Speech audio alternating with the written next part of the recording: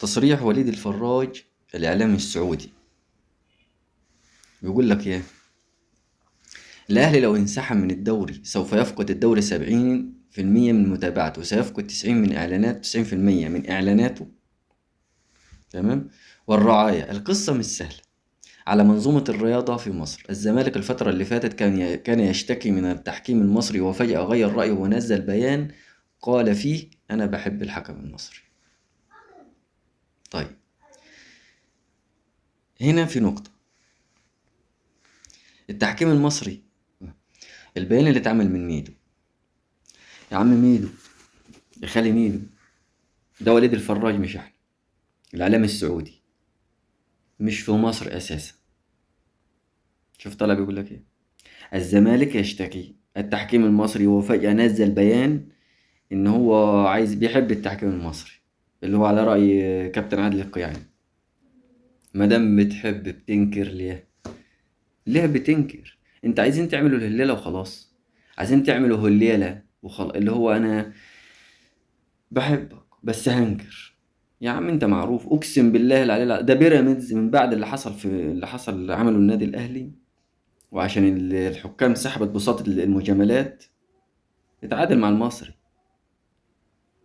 اتعادل مع المصري. نيجي للنقطة التانية. بيسيرو بيقول لك ايه: كنت اتمنى ان انا اقابل افوز على النادي الاهلي في الملعب بدل من انسحابهم. يا ريل اعجل، يا ريل اقسم بالله اعجل. انت هبت منك. ده لو برجل والله ده لو وقف وسام ابو علي حارس المرمى مش كنتش هتفوز عليه. تعامل السلية عمل خناقة لرب السما ان هم ما لعبوش المباراة. اعجلوا. والله انا فعلا كان نفسي ان الاهلي يروح الملعب عشان خاطر ان هو يبين المنظومة دي. وفعلا هو الاهلي بين المنظومة كاملة. منظومة هنا ابو ريدة والوزير ووزير الوزير وكله بينهم، بمعنى كلمة بينهم. الاهلي كشفكم. وطلع الوزير يقول لك للحقوق الماليه ومش عارف الكلام الهجص اللي بيقوله ده. وكل واحد اهدار مال عام فين يا عم؟ انت بتتكلم في اهدار مال عام عشان الاهلي ينسحب مباراه؟ عشان انت عارف ان انت اتحط عليكم. طب اهدار المال ما تعملش ده في الزمالك من سنه واثنين وثلاثه وعشرة.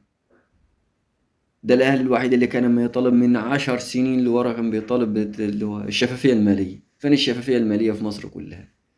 الا انت يا وزير المفروض تتكلمش في الشفافيه الماليه. انت اكتر واحد مساعد نادي الزمالك، اكتر واحد مساعد، اكتر واحد مساعد، اكتر واحد مساعد. تقول لي شفافيه ماليه؟ شفافيه ماليه ايه؟ الشفافيه الماليه دي ان النادي الاهلي عنده شفافيه ماليه. اللي بيكسبوا الدخل بتاعه اكتر من مصروفاته.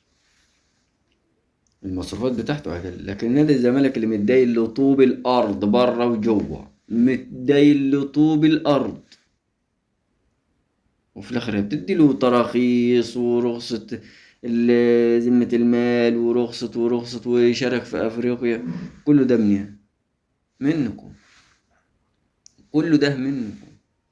اقسم بالله العلي العظيم ما فيه نظافة مالية غير في النادي الاهلي. بيراميدز ده انا بالنسبة لي انا واللي شايفه وكله ده غسيل اموال في مصر. ده مش اتهام، انا بقول بوجهة نظر على اللي انا شايفه. الله اعلم عاد في الحقيقة يعني. لكن هي اساسا اللي انا شايفه من وجهة نظر غسيل اموال، ملهاش غير كده. ولا يقول لك اسحب استثمار. يا عم اسحب استثماراتك والتاني يقول لك انا مش عارف ايه. ما تغوروا في 60 ده. المنظومة على بعضها كلها من اول الوزير للغفير تحت في الرياضة كلها منظومة فاسدة.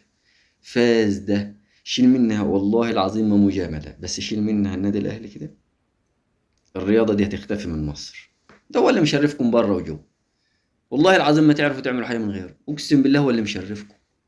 وده كله حقد من محمود الخطيب. والله حقد من اول الوزير لاخر واحد. كله ده حقد. بتحقدوا على النادي الاهلي وعلى محمود الخطيب عامه، يعني كابتن محمود الخطيب. حقد. حقد. وطبعا هيطلع واحد من اللي هم يقول لك انت مش عارف بتطبل. يا عم بطبل. انا راجل مطبلات. بس انا عايزك تقعد مع نفسك كده وتدرسها كويس. انت كجمهور زمالك او كاي جمهور لسه عاملين مؤتمر ما كملتوش كام يوم بتطالب فيه ان مفيش حكم مصري اساسا، ان هو يعني ظلم تحكيم والحكم المصري واللي وان انتوا فقدتوا القمة من ظلم المصري ومش عارف ايه. بعدها بخمس ست ايام او خمس ايام بالظبط يجيب لكم حكم اجنبي، ده معناش فلوس. طب احنا اللي هندفع تمن الله احنا بنحب الحكم المصري يا عم. باللي حصل ده، الموقف اللي حصل ده وحبكم للحكم المصري فجأة، الحكم المصري لو جه في اي مباراة هداكم بالجزمة مش هتقدر ترفع عنكم، لان ساعتها هنطلع نصلخ اللي جابوكم، نصلخكم. مش هتكلم تاني انا في المشوار ده عشان خاطر ان هي، يلا معلش، لايك، شير، تابعة.